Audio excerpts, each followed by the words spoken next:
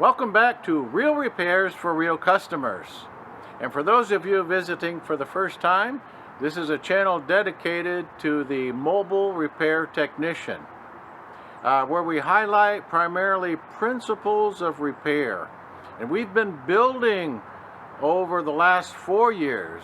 So if you're new to it here in this start of the 5th year, you'll find it advantageous to go back and watch the videos to get caught up to speed as we build on our previous videos.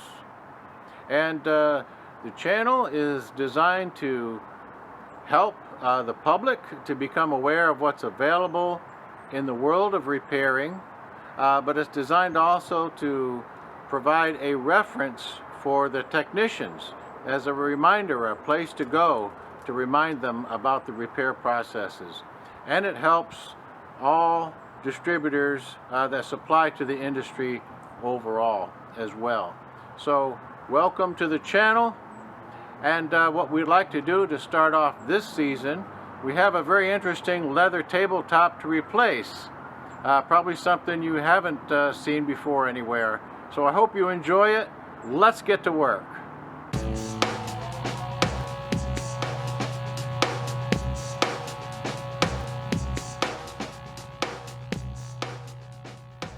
This leather tabletop has seen better days. Now I'm doing this for the wood shop, and they've already put a mahogany stain on here, but there are many spots to be touched up yet. They put some filler in various spots. There's more spots yet to touch up, obviously. Now I talked to them ahead of time about the possibility of nicking the wood while working on this top, but the shop said no problem. So they're going to take care of any blemishes later on. So I do have a safety net. On our first observation, it's obvious that the leather has gotten wet. It's delaminated from the wood. It's shrunk. The wood is buckled up here. Some wood is delaminated, so we'll have to anchor that back down as well. Obviously, we need new leather, and we have to restore that to the original color. But at this point, it's hard to tell just what that color was. So I've mixed 3 colors that should get the job done. I brushed them here to get a good visual. Perhaps you can see that the burnt orange color is similar to the base coat color here. Of course, the top is so old and abused it's hard to say exactly, but this is a good guess. And in the leather we see a print, the light and the dark spots. And so I've made 2 variants for these dark print accent colors. Again, it's hard to see exactly with the leather in this condition, but it appears that most of the dark print has worn off. But one thing we can do is also compare these colors to the wood itself. Perhaps you can see the burnt orange in the wood. And the same thing, if we look at that brown color, we can see hints of that in here. And the darker brown, almost black, we see those highlights also in the wood. So at the very least, using these colors for the leather in a mottled print, it should complement the wood quite well. Now to try to loosen the leather, I soaked it a good while with the degreaser.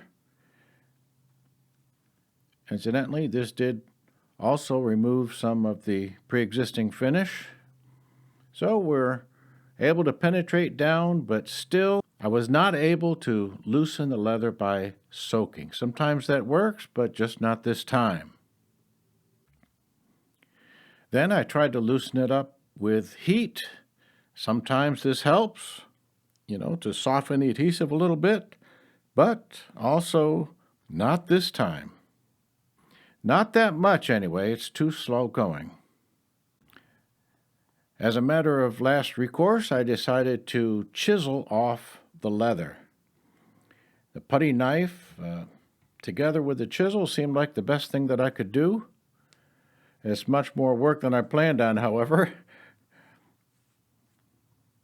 Depending on the particular spot where I'm working, the chisel works better, and sometimes the putty knife works better. But what I've discovered is the leather has truly become one with the wood.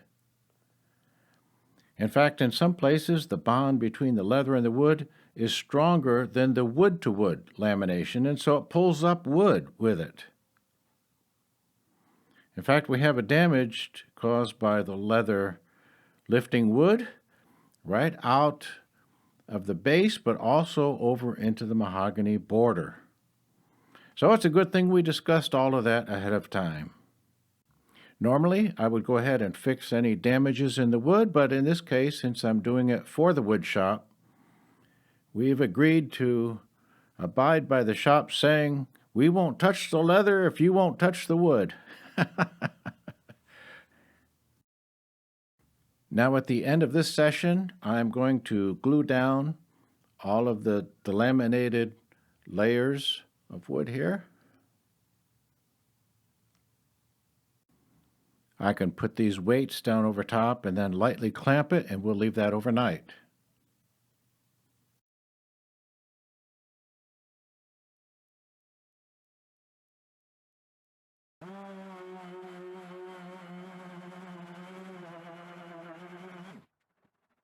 Now it's the next day, and I can start sanding. I've got several sanders I'm going to work with. This particular one, I've put a heavy grit, I think it's 80. And on this step right here, believe it or not, we're just sanding off leather fibers, getting down to the wood itself finally.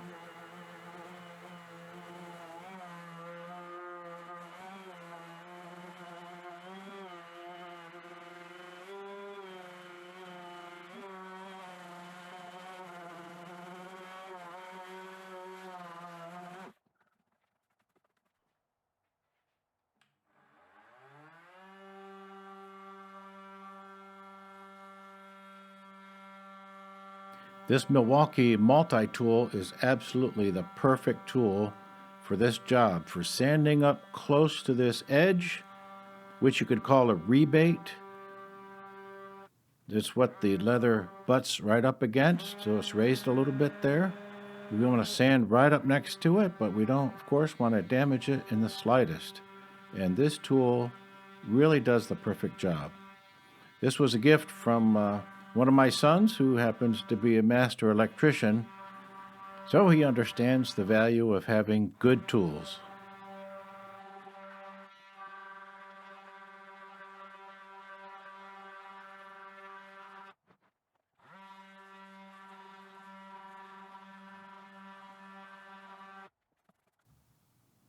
There you go, that's all leather fibers.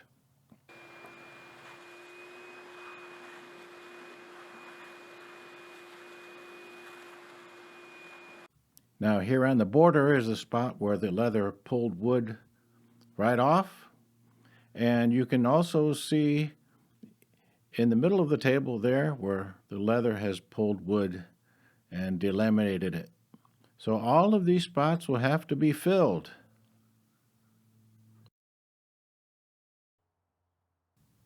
Here I'm finishing up my first application of Bondo, and of course sanding here. Now this is the first application, and we have a total of 3, so we're just going to breeze through there.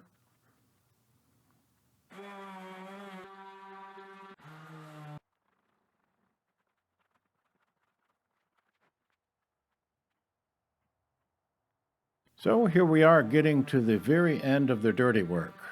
And of course I don't mind dirty work when somebody else is doing it.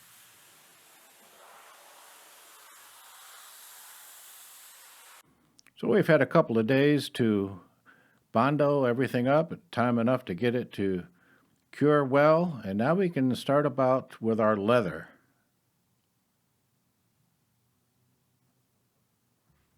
I do have some darker leather in stock, however, the grain would not really fit what was expected on this tabletop.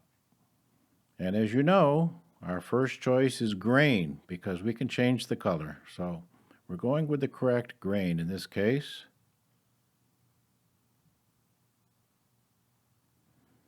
The disadvantage is that it won't be vat dyed through the darker color. So we'll have to make an adjustment once we trim.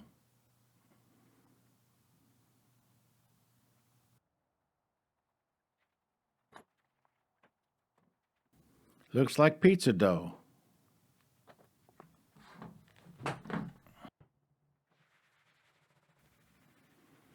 And of course, clean and prep is necessary. We want a high energy surface, correct?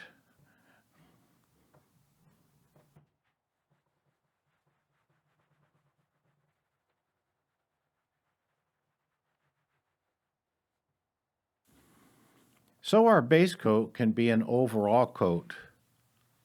We'll put light coats at first, but this will be an opaque solid coating onto which we can build our print.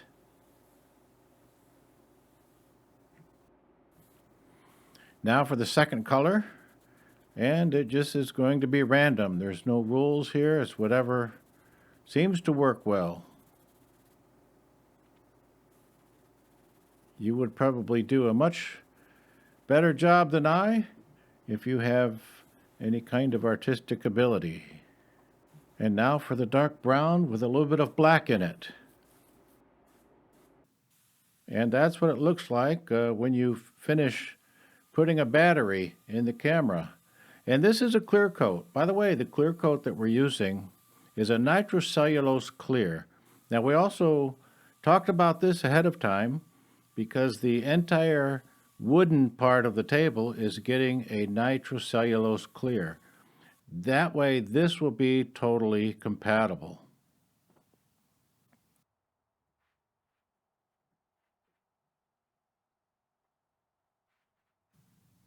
So now that the leather has dried and cured, we can start our application.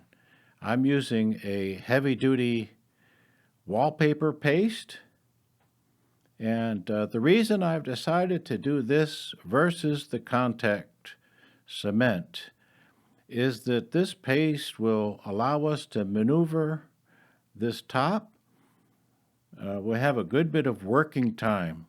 So as we trim it, we can continue to push it up next to the rebate edge.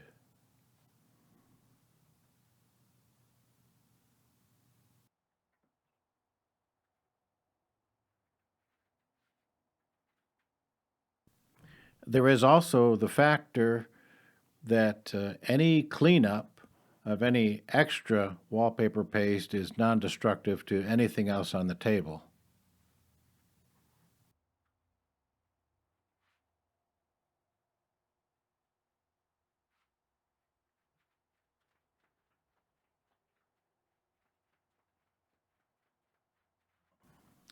We don't want dry fibers on our leather because dry fibers would repel the paste, whereas if it's moistened down with just plain water, it will tend to absorb the wallpaper paste up into the fibers.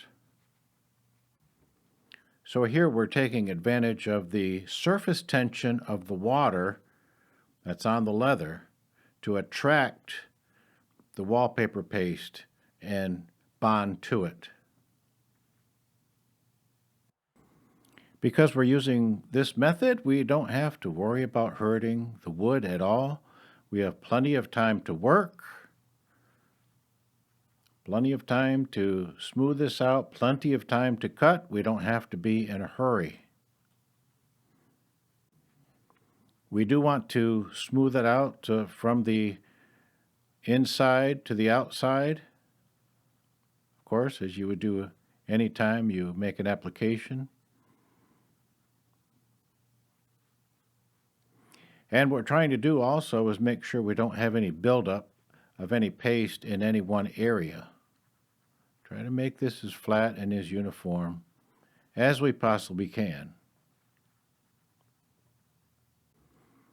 Again, I have lots of time to work with it, so I just want to make sure everything is smoothed out nicely.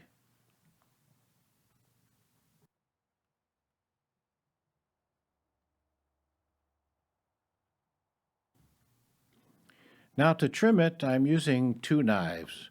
One knife just holds the leather down and holds it up tight into the recess of that rebate, and then the other knife can cut straight down. And we're just going to work our way around really slowly, get really tight to the edge. We don't want any mistakes.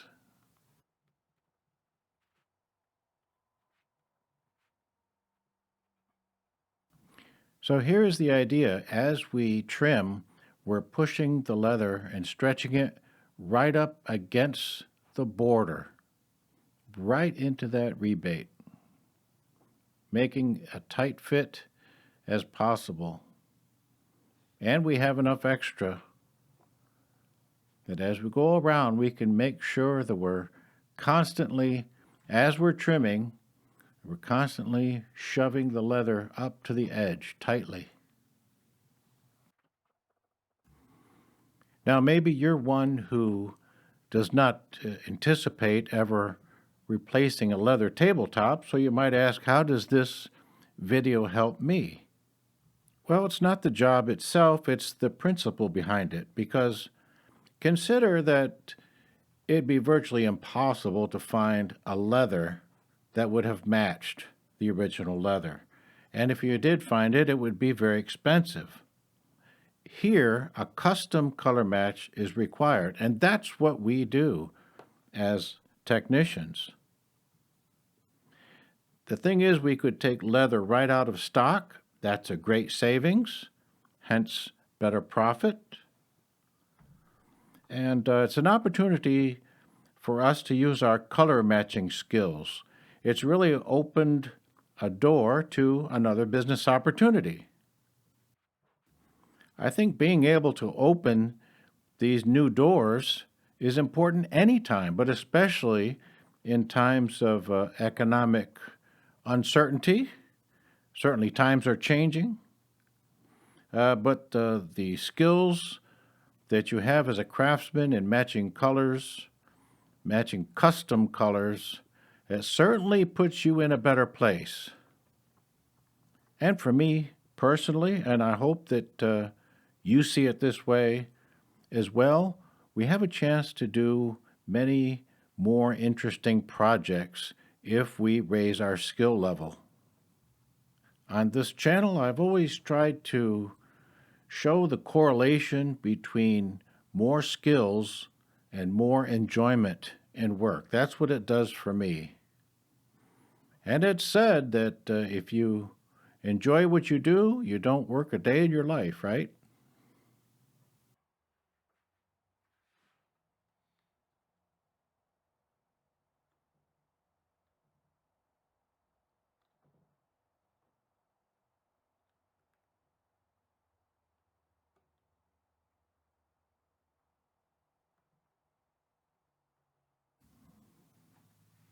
Having finished trimming, of course, here we still can press this leather up against the edge of the rebate.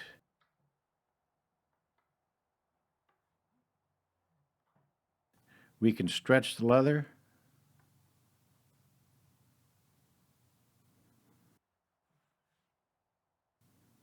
Here I'm pushing it down. You can see the lighter edge of the leather, of course, because this was light leather to start with, and so it wasn't dyed, it wasn't vat dyed dark through and through. So we have some lighter colored fibers. We're going to come back and touch that up a little bit.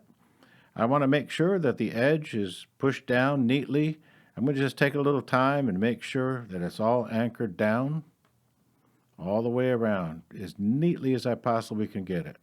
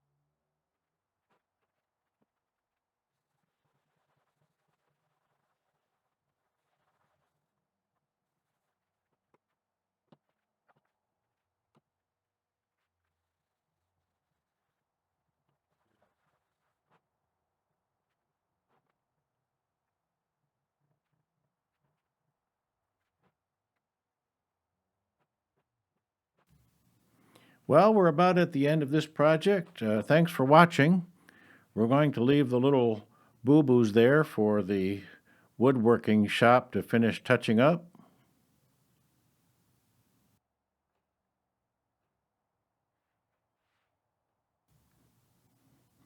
I do like the way that the colors match the wood really well. And when the customer finally took delivery of the table, she was extremely pleased with it. So we're glad it all worked out.